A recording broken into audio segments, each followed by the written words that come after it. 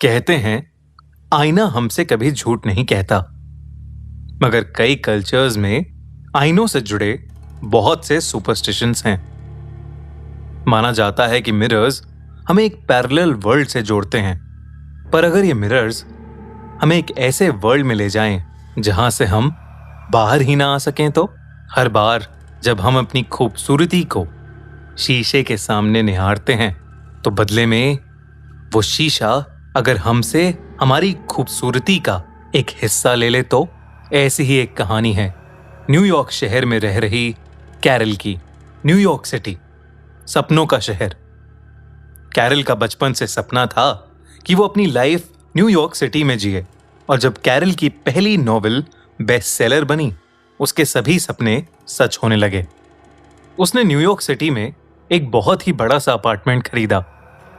Carol अपने apartment के interior को लेकर काफी सिलेक्टिव थी, तो उसने डिसाइड किया कि वो खुद ही अपने घर का इंटीरियर करेगी। वो अपने बचपन की दोस्त सूजन के साथ अपने नए घर की शॉपिंग के लिए निकल पड़ी।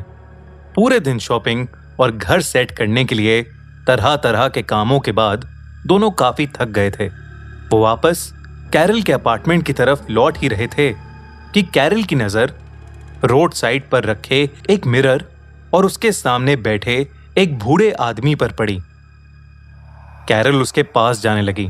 कैरल के उस मिरर के सामने आते ही वो बूढ़ा आदमी पागलों की तरह चिल्लाते हुए वहां से भाग गया। सूजन को ये देखकर बहुत अजीब लगा, लेकिन कैरल का सारा ध्यान उस आईने पर था। वो आईना कोई मामूली मिरर नहीं लग रहा था। उसके फ्रेम पर वुडन कार्विंग्स और पॉलिशिंग थी। ऐसा लग रहा था कि मानो ये मिरर किसी महल के लिए बना हो। कैरल उस मिरर के बिल्कुल करीब आकर बस खुद को निहारने लगी। सूजन ने कैरल को आवाज लगाई, पर उसे कुछ सुनाई ही नहीं दिया। वो उस मिरर में खुद को देखकर खो सी गई थी। सूजन कैरल को हिलाकर उसे होश में लाई। कैरल ने उस मिरर को उठाया और सूजन से कहने लगी, ये मेरे घर में कितना अच्छा लगेगा ना। इससे पहले कि सूजन कुछ बोलती, कैरल उस मिरर को लेकर आगे चलने लगी। वो दोनों घर पहुंच गए और कैरल ने उस मिरर को अपने बेडरूम में लगाया और उसे देखकर मुस्कुराने लगी। कैरल की खुशी को देखकर ऐसा लग रहा था मानो उसे वो चीज मिल गई हो जिसने उसके घर को पूरा कर दिया हो। अगली सुबह कैरल नहाकर अपने बेडरूम में आई और उसकी नजर उस मिरर में दिख रही अपनी रिफ्लेक्शन पर पड़ी। कैरल फिर से अपनी ही रिफ्लेक्शन में खो गई। वो बस चेहरे पर एक मुस्कान लिए खुद को निहारती रही। तभी कैरल का मोबाइल बज उठा और कैरल फोन की घंटी सुनकर अचानक से होश में आई। वो फोन में दिख रहे टाइम को देखकर चौंक उठी।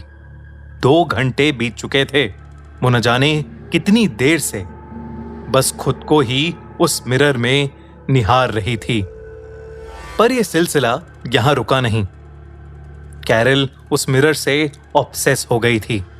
समय के साथ उसने घर से बाहर निकलना ही बंद कर दिया था और सुबह शाम बस घंटों तक उस मिरर के सामने बैठकर वो खुद को निहारती रहती। एक दिन कैरल की फ्रेंड सूजन ने उसे मॉर्निंग रन के लिए इनवाइट किया। सूजन के बहुत जिद करने के बाद कैरल मान गई।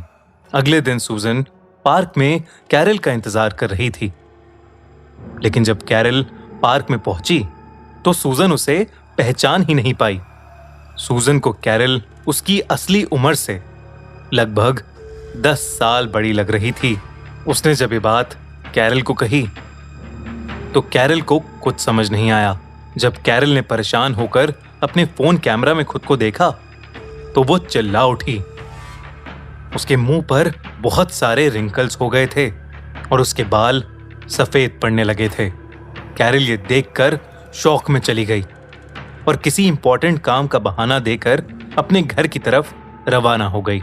वो अपने घर में घुसते ही अपने बेडरूम की तरफ भागी, जहां वो मिरर था।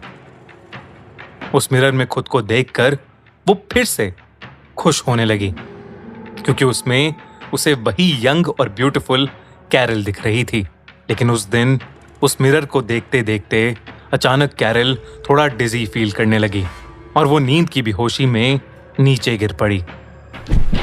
उसी रात कैरल की आंख एक लड़की की चीख से खुली और वो चीख कहीं और से नहीं बल्कि उस मिरर से ही आ रही थी। वो उठकर उस मिरर तक जा ही रही थी कि उसकी कमर में तेज दर्द होने लगा। वो धीरे धीरे उस चीख की आवाज तक पहुंची तो उसके होश ही उड़ गए। मिरर के अंदर कैरल खुद थी और वो जोर जोर से मिरर को अंदर से पीट रही थी जैसे कि वो वहां कैद हो। कैरल ये देखकर बहुत ज्यादा सहम गई और सोचने लगी कि शायद ये उसका सपना है और उसने अपनी नजर बेड की तरफ घुमाई, लेकिन बेड को देखकर वो और घबरा उठी। उसने फिर से अपने आप को ही बेड पर सोते हुए देखा। कैरल को कुछ समझ नहीं आ रहा था कि वो कहां फंस गई है। वो चीखने की कोशिश कर रही थी पर उसकी आवाज ही नहीं निकल रही थी। कैरल ने घबराहट में अपनी साइड टेबल पर पड़ा एक बांस उठाकर उस मिरर पर दे मारा, जिससे वो मिरर टूटकर बिखर गया। मिरर के उन टूटे हिस्सों में जब कैरल ने अपने आप को फिर से देखा तो उसे वो नहीं बल्कि एक बूढ़ी औरत दिखी। कैरल ने डर के मारे खुद को देखने के लिए जल्दी से अपना फोन उठाया पर उसे फोन के स्क्रीन पर अल्फाबेट्स दिख ही नहीं रहे थे। सब कुछ बहुत धुंधला धुंधला दिख रहा था। कैरल को समझ आ गया कि वो बूढ़ी औरत और कोई नहीं बल्कि शायद वो खुद है। कैरल का ध्यान जब उस मिरर की तरफ वापस गया तो वो मिरर अब टूटा हुआ नहीं था बल्कि बिल्कुल पहले जैसे दीवार पर टंगा था और उसके अंदर जवान कैरल रोती हुई खड़ी थी। उस दिन के 3 दिन बाद जब कैरल से कोई खबर नहीं मिली तो सूजन पुलिस के साथ कैरल के अपार्टमेंट में गई, पर कैरल और वो मिरर दोनों ही उस अपार्टमेंट से गायब थे।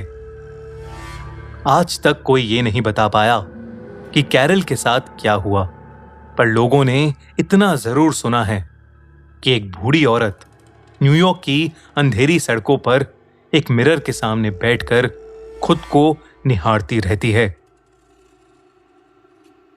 कैसी लगी आपको ये कहानी?